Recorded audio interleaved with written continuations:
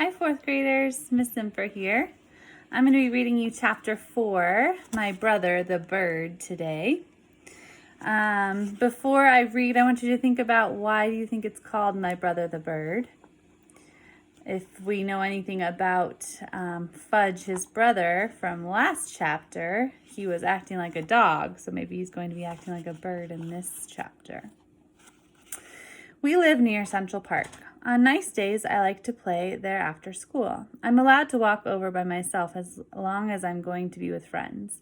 My mother doesn't want me hanging around the park alone. For one thing, Jimmy Fargo has been mugged 3 times, twice for his bicycle and once for his money. Only he didn't have any to give the muggers.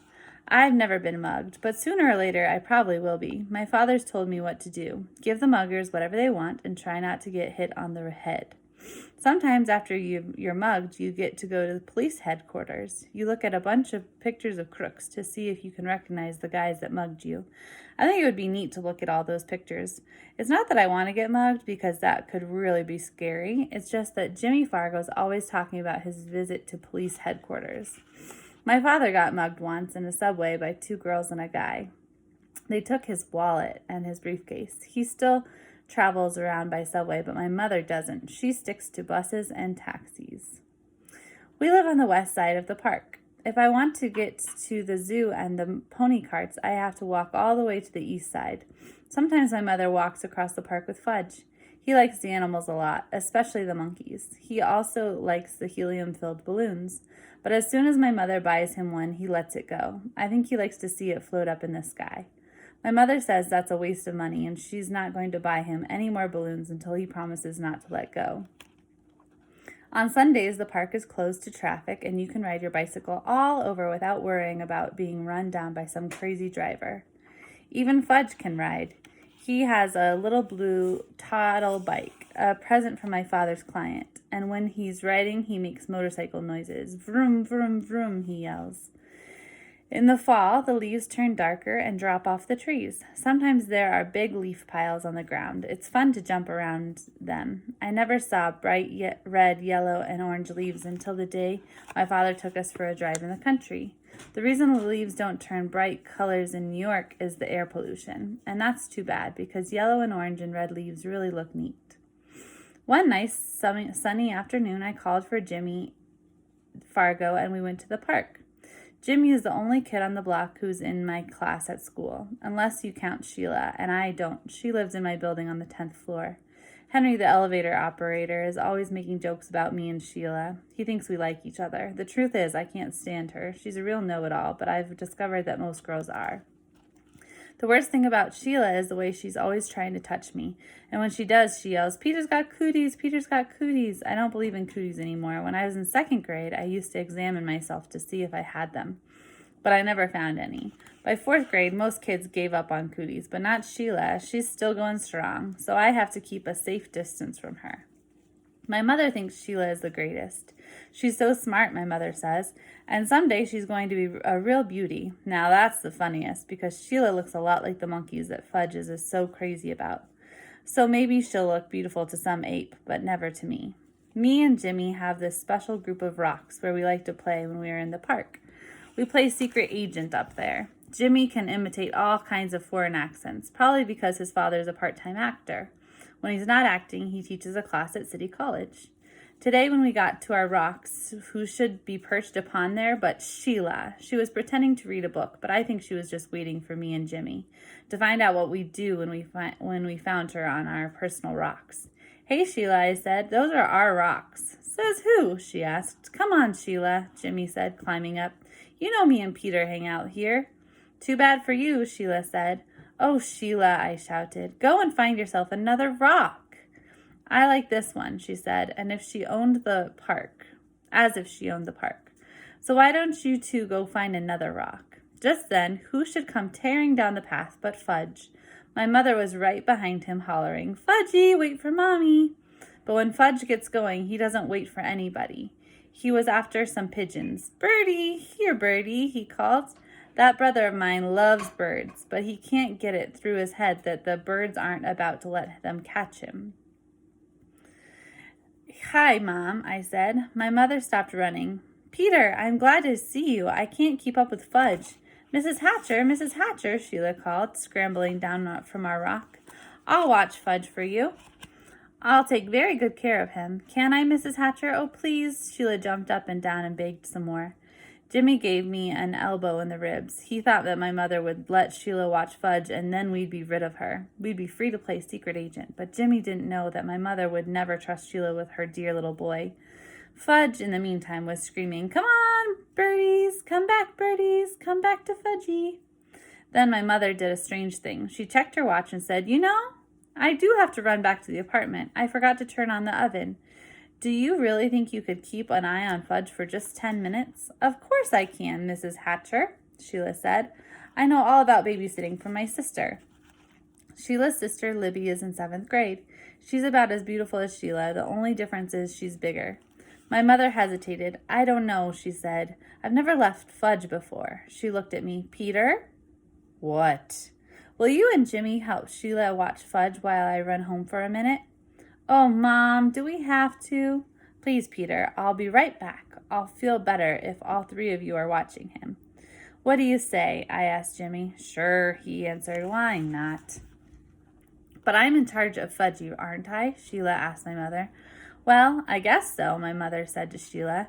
You probably do know more about babysitting. Why don't you all take Fudge over to the playground? Then I'll know where to find you. Swell, Mrs. Hatcher, Sheila said. Don't you worry, Fudgy will be just fine. My mother turned to Fudge. Now you be a good boy for 10 minutes. Mommy will be right back, okay? Good boy, Fudge said. Good, good, good. As soon as my mother was gone, Fudge took off. Can't catch me, he hollered. Can't catch Fudgy. Go get him, Sheila, I said. You're in charge, remember? Me and Jimmy horsed around while Sheila ran after Fudge. When she caught him, we decided we'd better go to the playground like my mother said. It was a lot easier to keep an eye on him in a smaller place. Anyway, Fudge likes to climb on the jungle gym, and that way he can't get lost. As soon as we got to the playground, Sheila started chasing me. Peter's got cooties, Peter's got cooties, she yelled. Cut that out, I said. So she chased Jimmy. Jimmy's got cooties, Jimmy's got cooties. Me and Jimmy decided to fight back. So what if she's a girl? She started it. We grabbed her by the arm. She squirmed and tried to get away from us, but we wouldn't let go. We hollered really loud, Sheila's got cooties, Sheila's got cooties. All 3 of us were so busy fooling around that we didn't notice Fudge up on the jungle gym until he called, Peta, Peta. That's how he says my name. What? I asked. See. Fudge flapped his arms around. Fudgy's a birdie, Fudgy's a birdie, fly, birdie, fly. That crazy kid, I thought, running to the jungle gym with Jimmy and Sheila right behind me. But it was too late. Fudge already found out he didn't have wings. He fell to the ground. He was screaming and crying, and his face was a mess of blood.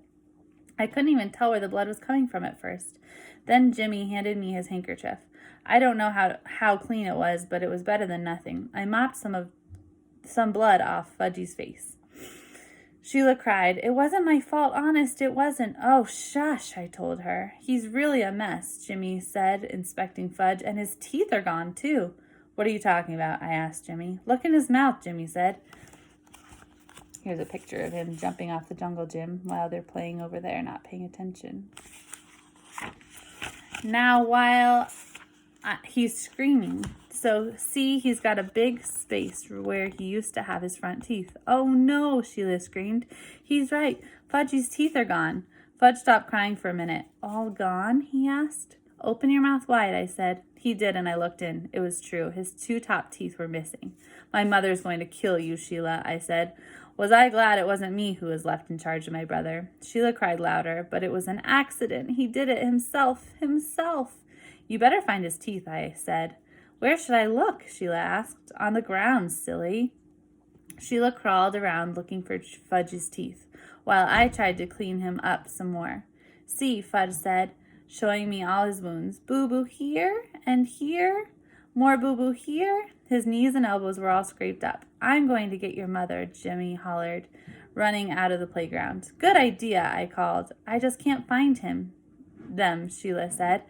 Well, keep looking, I yelled. Honestly, Peter, there aren't any teeth here. All gone? Fudge asked again. Not all, I told him, just 2. Fudge started to scream. Want my teeth, want my teeth. Jimmy must have met my mother on her way back to the park because it only took about 2 minutes for her to get there. By that time, a whole crowd of kids had gathered around us. Most of them were crawling on the ground like Sheila, looking for Fudge's teeth. My mother picked up Fudge. "Oh, my baby, my precious, my little love." She kissed him all over. "Show Mommy where it hurts." Fudge showed her all his boo-boos. Then he said, "All gone." "What's all gone?" my mother asked. "His 2 top front teeth," I said. "Oh, no," my mother cried. "Oh, my poor little angel." Sheila sniffled and said, "I just can't find them, Mrs. Hatcher. I've looked everywhere, but Fudge's teeth are gone." "He must have swallowed them," my mother said, looking into Fudge's mouth. "Oh, Mrs. Hatcher, how awful. I'm sorry. I'm really, really sorry," Sheila cried. "What will happen to him?" "He'll be all right, Sheila," my mother said. "I'm sure it was an accident. Nobody's blaming you." Sheila started bawling. My mother said, "Let's go home now." I thought my mother was being pretty easy on Sheila, and after all, she was left in charge. When we got home, Mom washed Fudge's cuts and scrapes with peroxide. Then she called Dr. Cone. He told her to take Fudge to our dentist, so my mother called Dr. Brown's office and made an appointment for the next day. When that was done, she gave Fudge some socks to play with. I went into the kitchen to have a glass of juice. My mother followed me. "Peter Warren Hatcher," she said. "I'm sorry that I can't trust you for just 10 minutes. "Me?" I asked. "Trust me? What's this got to do with me?" My mother raised her voice. "I left your brother with you for 10 minutes, and just look at what happened. I'm disgusted with you." "It was Sheila's fault," I said. "You said Sheila was in charge, so how come you're mad at me and not Sheila?" "I just am," my mother shouted. I ran to my room and slammed the door. I watched Dribble walk around on his favorite rock. "My mother's the meanest mother in the whole world," I told my turtle. "She loves Fudge more than me. She doesn't even love me anymore. She doesn't even like me. Maybe I'm not her real son. Maybe somebody left me in a basket on her doorstep. My real mother's probably a beautiful princess. I'll bet she'd like to have me back. Nobody needs me around here, that's for sure." I didn't eat much supper that night, and I had a lot of trouble sleeping. The next morning, my mother came into the room and sat down on my bed. I didn't look at her. "Peter," she said. I didn't answer. "Peter, I said some things yesterday that I didn't really mean." I looked at her. "Honest?" I asked. "Yes. You see, I was very upset over Fudge's accident, and I had to blame somebody, so I picked on you." "Yes," I said. "You sure did." "It wasn't your fault, though. I know that. It was an accident. It could have happened even if I had been in the playground myself." "He wanted to fly," I said. "He thought he was a bird." "I don't think he'll try to fly again," my mother said. "Me either," I told her. Then we both laughed, and I knew she was my real mom after all. So, my questions for today are, why is the chapter titled My Brother the Bird? You can check with your prediction from the beginning. Who was watching Fudge when he decided to try to fly like a bird? And what happened to Fudge when he tried to fly?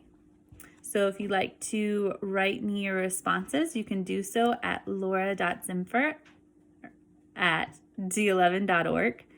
And I'd love to hear what you think. I hope you have a great day. I'll see you later. Bye.